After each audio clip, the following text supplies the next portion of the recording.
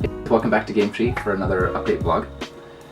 Also, just a quick announcement is we just filmed a video about sort of GameTree's future and sort of a big vision for humanity of what this company could do with all the data and recommendations and stuff. So I recommend going to check that out. Otherwise, in this episode, I'm going to be talking about investment and equity crowdfunding. A course that I'm starting with a friend Dario, who's a famous psychologist. Roadmap integrations with Discord and possibly Overwolf about a lot of the GameTree roadmap and integrating it into the existing gaming ecosystem. Just some personal stuff about how last update I moved to San Diego and I had a kind of loneliness and how that's starting to go away and where a lot of my inspiration comes from. And also a little talk about co-founders, how they're very popular for companies, but why I feel like in this case it's not 100% as necessary as usual, and some thoughts around that. We lost our other dev that was new, but we also brought on Jorge, who's new to the team, as well as 3 new interns, who I'll talk a little bit about. And the press release that I mentioned last time has been slowed down, releasing a lot of infographics on the GameTree data. So I'll talk about that a bit and what's going on with that. Still on the queue though. Another thing is having just a major revelation by talking to the main researchers behind the personality psychology that goes to 512 types and is more scientific about what my actual psychology is and how it's different from what I thought, and just thoughts around that about how amazingly useful that's been for in terms of productivity and being able to get things done, and also just recommending to you guys that resource as well if you're curious to learn about it. The board game stores update about getting all the ecosystem in San Diego going, just a little update on that. Gamer dating, we have an affiliate set up with a dating network app so we can offload a lot of the GameTree users who are looking for that while still monetizing.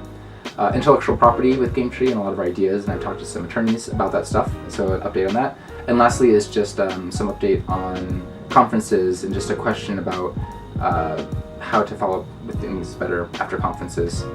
So starting off, investment and crowdfunding. There's actually a founder of a multi-billion-dollar company who said he's going to be very certainly investing a few $100,000 into GameTree. And alongside that, the plan is to do some sort of equity crowdfunding, because part of GameTree is it can really have a big vision, not just in gaming, within gaming massive, but even beyond that. And I think it's much better to have more stakeholders, the community, more people sharing the wealth from it. So I'm really committed to doing an equity crowdfunding round. There could be a round alongside that, a more private round to be able to inflate things easier, because with equity crowdfunding you can only raise up to $1 million before the legalities get a lot trickier. So we might do like a future round that would be bigger. So that's something that might be slated for Q1 of next year. The strategic investment in the meantime is coming from somebody who's basically releasing a next generation smartphone that's basically guaranteed to sell millions, and GameTree is going to be pre-installed on that. They're going to be buying services from us. It's a really good partnership. So that's something that's very exciting and is really boosting us up into the big leagues soon. Starting a course with a friend, Dario Nardi. He was a UCLA professor of the year, a good friend, somebody very strongly value-driven, very intelligent, and also plays Dungeons and Dragons. So we're going to be teaching a course together about life skills for gamers. It's in the proof of concept stage. We filmed our first video that'll be coming out, but if that goes well, then that'll come with GameTree subscriptions for extra content, live Q&A, getting people together for courses. But basically it's filling a need where a lot of young people don't have much guidance. And a lot of people who play a lot of games want to figure out, can I keep gaming, or is that like a waste of time? So a lot of this is just about how to make gaming a part of life in a productive way, and also just a lot of other sort of life skills that we know just from studying psychology a lot, and neuroscience, and reading a lot of studies, and just living our lives. Next up, the integrations about the GameTree roadmap.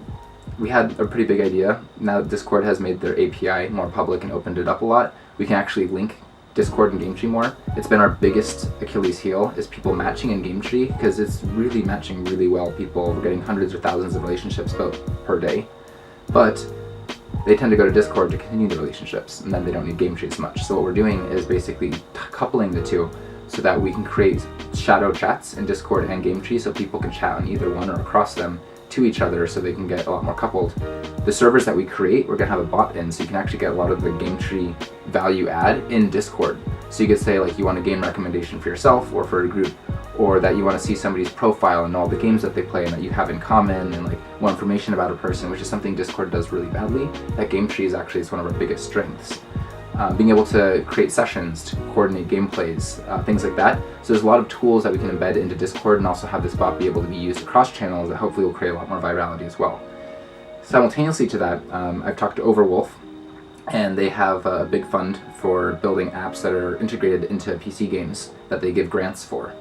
And so they're pretty interested in some of our ideas, and an easy one would just be automatically tracking people playing together, so you can have a record of you playing games with other people, because that's a big part of the GameTree mission, is using games as an excuse to build relationships. So giving people experience points in GameTree automatically for those kinds of things, having a log of who you're playing with, maybe even how well you do together, eventually being able to track are people able to find out like about the toxicity warnings of different players, because that's something that's the biggest deal from our research on both GameTree and non-GameTree users as an issue in gaming.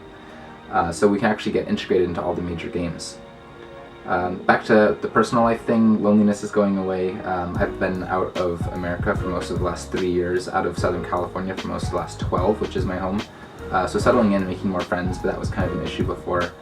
But overall, like, that's going a lot better. And also, the idea of co-founders has come up a few times, and moving to Ukraine, it's kind of harder to find people who are going to take a step like that with me, and the company is far enough along now where it's hard to recruit a lot of people who would be like a true co-founder, because we've already scaled to over 100,000 signups and we've already raised over $500,000 in funding.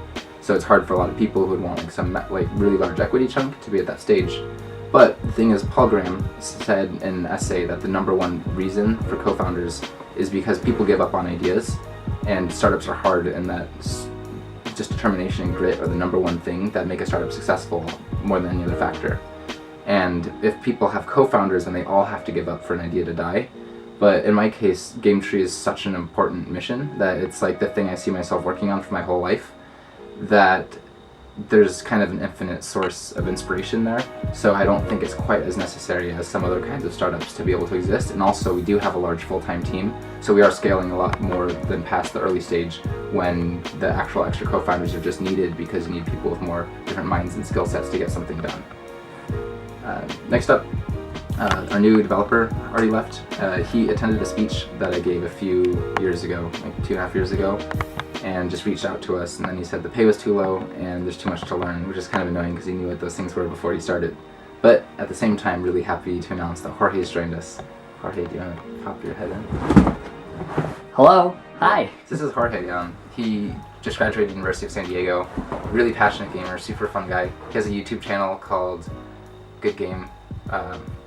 Good Game, Have Fun. Good Game, Have Fun. Yeah, it's got 4,000 or 5,000 followers, so he's good with the camera stuff, but also understands gaming, really articulate. And it's nice having somebody besides myself as our first teammate who is a fluent English speaker. So now we can start redoing a lot more marketing.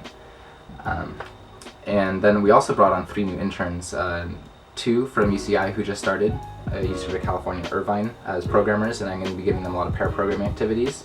And then also another marketer at Brigham Young, but I'll wait to talk to them more about them more because they just signed up very recently, so I want to see how they work out and if they stick and stuff.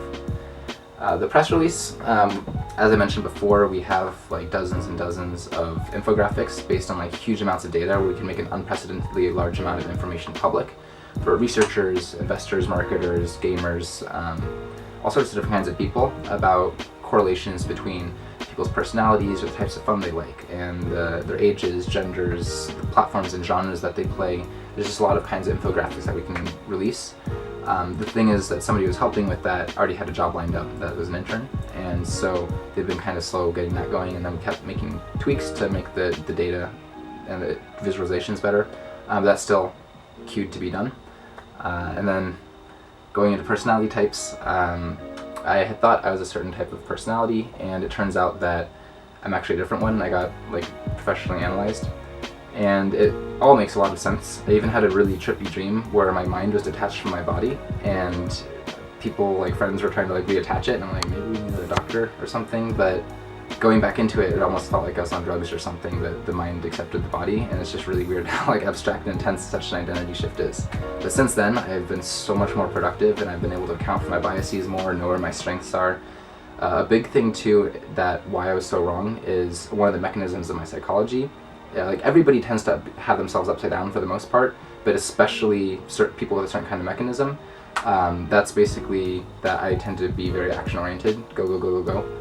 And since then, I've been meditating way more, trying to create space for nothing, to be able to think things through more deeply instead of just kind of pinging off the tribe to flesh out ideas. And it's just been so much more effective than how I've previously been operating. So if you're interested in learning this kind of stuff, I would recommend objectivepersonality.com. And you could learn a lot just about the psychology from talking to people, or you could just hire the main researchers and they could psychoanalyze you, and you can get a lot of really useful life feedback that could also make you hopefully more efficient or productive. Board game stores update. All the gaming stores in San Diego have agreed to put up flyers for GameTree, and we listed a lot of their events. It's a really lot of stepping stones that we're having to learn. For example, listing multiple events at the same time is a restriction that we need lifted for certain accounts. Having their accounts stand out, being able to auto-weekly renew. It's just been a big learning process so that we can get this ecosystem built in San Diego so that we can then scale it remotely without a whole lot of effort and to kind of ping all the different stores in the world. So just like anything in entrepreneurship, it started off as like an idea and just seeing if we could execute it, being lazy, and what we can get away with, so that we find out the parts that we have to do added that are the learning, and so we can then start scaling it better. It's like 1,000 little steps and decisions, but we're still working on that. But that's the most important thing, is that there seems to be a lot of will and excitement from the game store owners. Gamer dating is something that we've been looking at with GameTree. About 30% of the users, it seems, who sign up are actually there for dating. And so there's a website, gamerdating.com, that we just created a relationship with, and we're going to be getting twice the normal affiliate fees to be sending users who get reported for using GameTree as a dating app. We'll just be like, hey, by the way, like, don't do that, but here's an actual app for that. So that's a good way for us to monetize. We might do it ourselves later, because we do specialize in matchmaking between people or things, and there's a lot of demand for that on GameTree, but it's just such an easier, faster thing to do for now, to just outsource that part, because it's just a quicker MVP and we can start making money faster. Next up is IP and patents. We do a lot of unique things with GameTree and a lot of unique things on the roadmap, but having talked to patent attorneys, it seems that, I guess I missed the memo, but since I took business law between then and now, things like algorithms and business processes have become a lot harder to patent. So we mostly have to rely on execution and first mover advantage and just being the ones like to walk the walk the best. So unfortunately, some of the stuff that might have been patentable actually doesn't seem to be patentable, or we'd have to just work really hard to do that. Lastly, and this is just more of a call for feedback, is I go to a lot of conferences and events, and when I meet people at these things, they seem to be really into what I'm talking about. For example, I was at TwitchCon for a day, and a couple companies seemed really interested in using GameTree to matchmake players. For example, really highly multiplayer games. You know, if you find friends who play a game, you're much more likely to stick to that game because the gaming experience becomes more fun, you're integrated more, you learn faster, you have a relationship built around it. So these guys seem really interested, and then the follow-up from them is just non-existent, even with a couple more follow-ups. So I don't know if that's just something that really happens at conferences a lot, or I'm doing something wrong. If you guys have tips and strategies on like how to get people to commit better after conferences, that's something that could help quite a lot with GameTree, and I'd really appreciate if you leave those in the comments or something. Otherwise, that's all I got for now. See you next time.